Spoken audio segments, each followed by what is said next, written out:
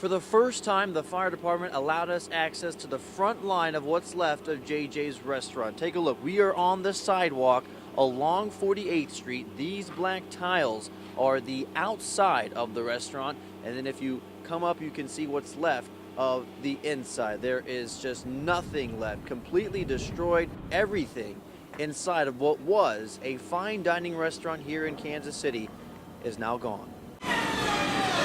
Crews worked well into the night boarding up the severely damaged building to the north of the restaurant. That building's owner said he wants to protect what he has left from the incoming snowstorm. But for JJ's, there's nothing left to protect. You can hardly make out what's what. There's the remnants of a ceiling fan, a few umbrellas, but most of what's left can only be described as rubble. A portion of the explosion site was kept closed off. MGE workers said this area is the center of the investigation. Here's the bulldozer used by subcontracted company Heartland Midwest. It was used to dig the hole that eventually led to the gas leak. It too is now completely destroyed. And already the winter weather is leaving its mark.